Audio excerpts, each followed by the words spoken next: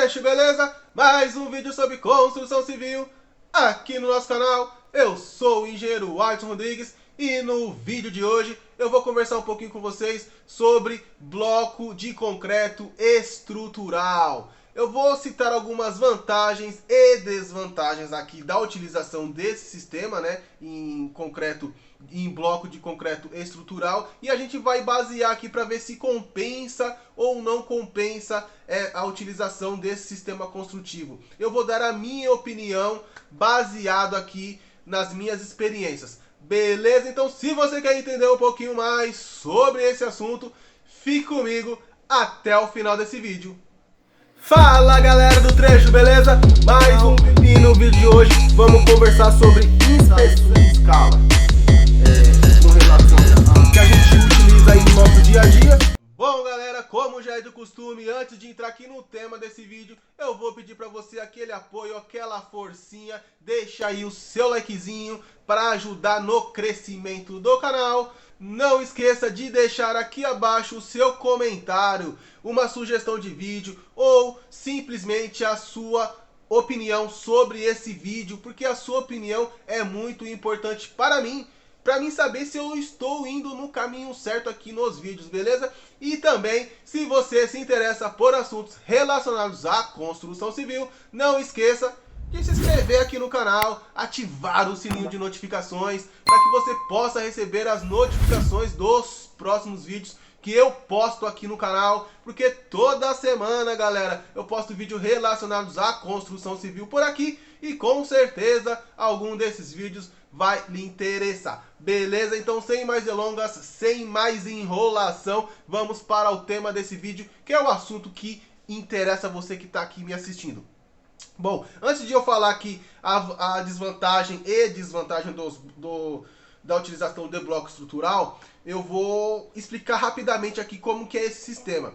Bom, esse sistema de construção, né, ele dispensa ali vigas e pilares, porque as vigas e pilares são embutidos diretamente na alvenaria, né, e o próprio bloco ele tem a resistência para suportar os esforços da edificação. Então, por isso que a gente não utiliza pilar. Mas tem alguns aços, né? A gente coloca aço dependendo do projeto ali, o projeto que vai determinar a cada 2 metros, 1,5 metro, como se fosse umas agulhas, né, por dentro ali dos buracos do bloco, e depois é preenchido, né, onde tem esse aço, essas agulhas, com grout ou concreto, né? E ali são praticamente ali os pilares, né? Vamos falar assim que são os pilares, mas ainda tem a resistência do próprio bloco. Tudo isso compõe ali o sistema construtivo, a estrutura para suportar os esforços da edificação. Beleza? Uma explicação rapidinha aqui. Então vamos lá. Eu vou citar aqui 8 desvantagens da utilização do bloco de concreto estrutural. Depois eu vou falar as vantagens. Beleza? Vamos seguir nessa linha aqui, o roteirinho. Bom, primeira desvantagem é que o bloco estrutural é o bloco mais caro. Seja ele de cerâmica, né? Eu esqueci de falar aqui que ele pode ser de cerâmica, eu tô falando de concreto, mas ele pode ser cerâmica também, né? Tem bloco estrutural cerâmico e tem bloco estrutural de concreto. E o que eu vou falar aqui serve para os dois, tá? Primeira desvantagem é que o bloco estrutural ele é um pouco mais caro do que o bloco convencional, né? O bloco que é só de vedação. E isso assusta um pouco no começo, mas a gente vai ver que tem algumas vantagens que compensam ele ser mais caro, beleza? A segunda desvantagem é que ele é mais pesado, né? Então, por ele ser mais pesado, o transporte é mais difícil, é mais dificultoso de trabalhar com ele, né? Como o pedreiro tem que levantar o bloco para encaixar ele na agulha, né? Onde tem as agulhas, tem que fazer um esforço grande, tal, porque ele é bem mais pesado com relação ao outro bloco, então ele tem uma certa dificuldade de trabalho. Não é qualquer pedreiro que quer trabalhar com esse tipo de bloco, beleza? Por isso que a mão de obra pro pedreiro que trabalha com esse bloco é até um pouquinho mais cara. E aí já entra até na terceira desvantagem, que não é qualquer pessoa que trabalha com esse tipo de bloco, então você precisa aí de uma mão de obra um pouquinho mais especializada, né, com relação ao bloco de vedação, porque ali, como eu já falei, a própria parede é o seu pilar, né? É a sua estrutura. Então, o bloco ele tem que ser feito alinhadinho no prumo, não pode ficar desalinhado o prédio, porque senão ali a estrutura, né, o peso vai sair fora ali do centro de gravidade, pode trazer ali possíveis problemas estruturais, né, porque o peso não vai ficar certinho alinhado um embaixo do outro, vai ficar torcido, então vai criar ali um momento, né, vamos falar assim, a gente fala que é momento, mas o peso fica fora do centro de gravidade e isso dá problema. A quarta desvantagem é que você deve planejar as suas instalações. Quando eu falo planejar as suas instalações, é você já deixar passado ali os conduítes de elétrica. Hidráulica e hidrossanitária a gente não pode passar por dentro, né, da parede. Tem que fazer uma parede falsa, alguma coisa nesse sentido, tá? Mas as elétricas tem que ser por dentro. E você já tem que, na construção, já ir deixando, porque depois você não pode, em hipótese nenhuma, rasgar ali, cortar o bloco para instalar para fazer a instalação desses conduítes, né? Porque, como eu já falei, o próprio bloco ele é o seu pilar. Então, se você quebrar, você vai perder toda a resistência ali da sua casa e possivelmente, e bem provável, que vai dar problema aí na estrutura da casa, beleza? Ou da edificação do prédio, do que for que seja, tiver sido construído. Então, isso é uma desvantagem, porque não dá pra você fazer igual quando você constrói com bloco de vedação, que você faz toda a parede, depois você vem cortando, vem colocando os conduítes, vem colocando as caixinhas. Nesse caso não, você já tem que deixar já pronto, conforme você vai construindo, já deixar pronto, beleza? E a quinta desvantagem é a necessidade de projeto. Bom, como qualquer outras edificações, eu sempre bato aqui que você tem que ter um projeto, mesmo que seja uma construção pequena, de médio porte, tem que ter um projeto. Mas nesse caso de alvenaria estrutural, a necessidade é muito maior, porque teoricamente ainda é um sistema novo, não é todo mundo que domina, né? Então, se você fazer uma construção ali convencional, com pilar e viga, ali a galera meio que já até que domina, dá problema, né, em casos tipo prédio de 3, 4 andar, mas a galera ainda domina mais do que esse outro sistema. E esse outro sistema, se você não construir certinho, fazendo os controles conforme um projeto, a possibilidade de dar problema é muito maior do que você construir com alvenaria convencional. Então, se você não conhece esse sistema direito, não vai ter um projeto, mano, nem se meta a fazer essa porra assim, porque a possibilidade de dar merda é muito maior do que você construir convencionalmente. Por quê? Você tem que ver a característica do bloco, porque o bloco eles são diferentes, não são bloco estrutural, mas tem vários tipos de bloco estrutural. Então você tem que comprar de acordo com o prédio que você vai construir, com a edificação. Então só um projetista, né, que vai te falar. Tem a questão da modulação ali dos blocos para ele ficar certinho, para ficar sempre amarradinho e tal. Então tem que ter um projeto, cara. Isso é os pontos das agulhas, né? O ponto onde vai subir o aço certinho. Isso é tudo calculado, não é chutado. Então tem uma galera que às vezes vai construir, vai que no chutômetro, e a possibilidade de dar problema ou de você gastar muito mais do que você deveria é muito grande. Então sempre utilize um projeto, procure a orientação de um profissional específico para essa atividade, beleza? E a sexta desvantagem, na verdade eu já falei na quinta, né? Porque é que você tem que comprar o bloco com as características certas, conforme o projeto. E esse bloco, você tem que ter um controle dele. Você não pode comprar de qualquer fábrica, você tem que exigir lá o certificado de resistência desse bloco. É igual ao concreto, galera. Quando você compra um concreto, lá você vai pedir lá o concreto de 30 MPa, beleza? Ou 25, ou 20, dependendo da edificação que você está construindo, do que pediu o projeto. O bloco é a mesma coisa, você vai às vezes pedir um bloco de 4 MPa, 6 MPa, tem várias resistências, acho que são 3 classes, A, B e C.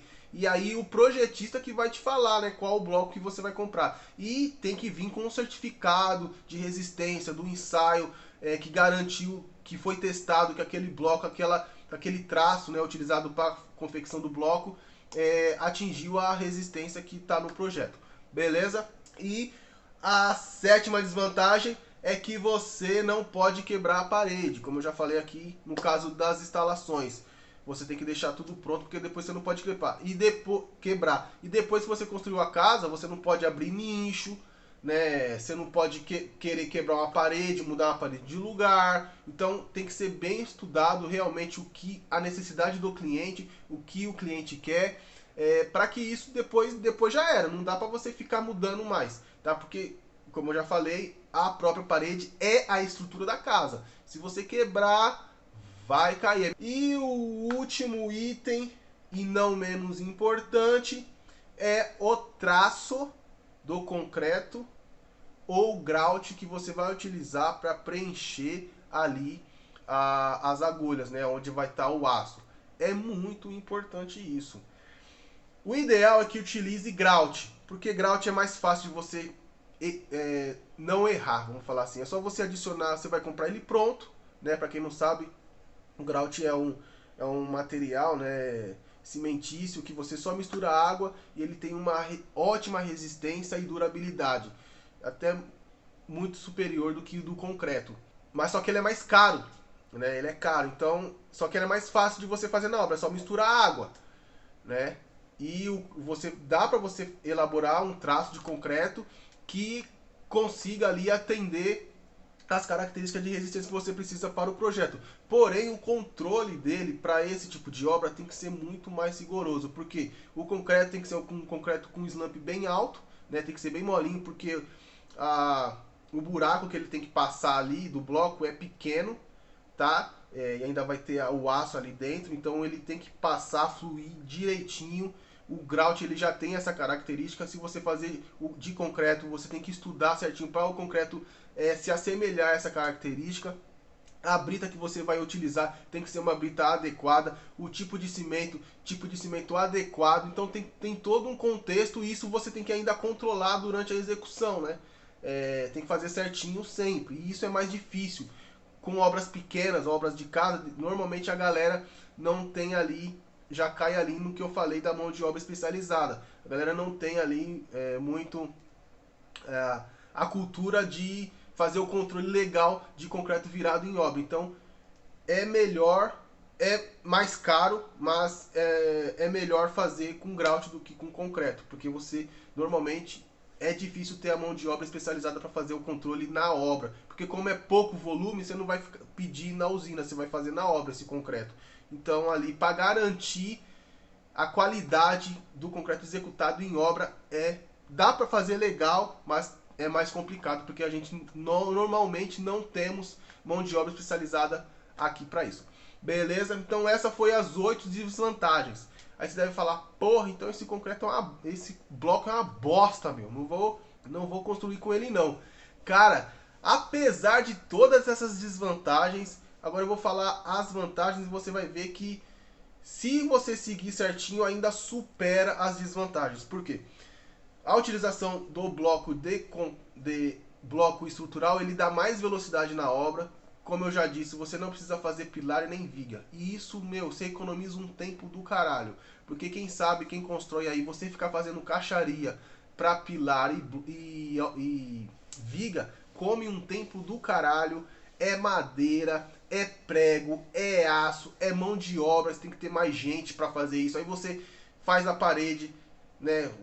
Normalmente uma casa, você faz a parede, depois você vai fechar o pilar, aí você enche, aí tem que esperar desformar, aí para continuar no outro dia. Então você elimina esse processo, você já vai construindo e já vai subindo a sua parede, e quando ela terminar ela já está pronta. Você não precisa fazer viga, não precisa fazer pilar, não precisa fazer nada. Lógico que tem ali as cintas, né, de amarração ao longo da parede, né, algumas fiadas, que são aqueles blocos canaleta, que são estrutural também, que você enche como se fosse uma viga e já passa o aço, mas ele já vem pronto, você não precisa colocar tábua, fazer a armação ali, 4 ferros, tal, não precisa nada disso. Então você economiza tempo e economiza mão de obra. Em torno aí, com relação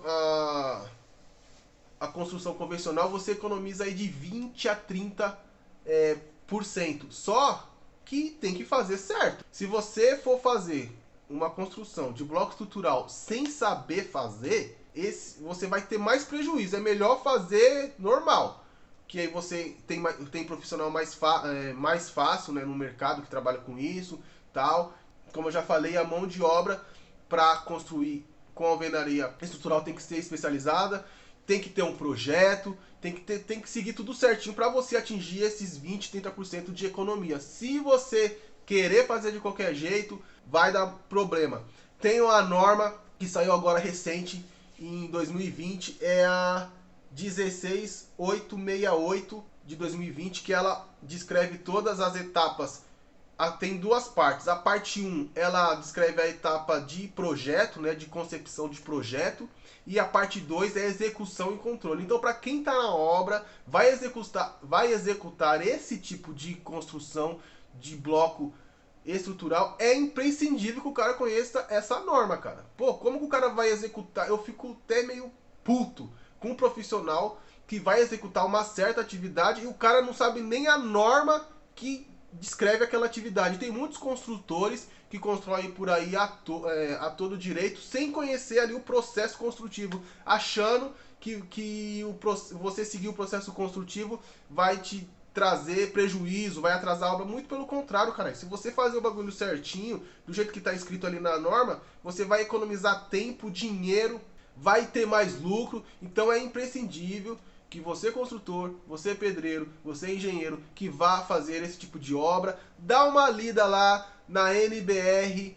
ABNT NBR 16868, parte 2, que é a parte de execução e controle. Lá tem todas as características para execução e as características dos blocos que você vai utilizar aí na sua obra. Beleza, galera? Espero que esse vídeo tenha sido de bastante relevância. Esse vídeo foi foda, hein? Essas informações não é qualquer um que dá aí na internet não, beleza, galera? Então já deixa o seu like aí, deixa o seu comentário, se inscreve no canal. Espero que você consiga aplicar essas dicas que eu falei aqui aí na sua vida profissional. Beleza, galera? Fique com Deus, tudo de bom e até o próximo vídeo.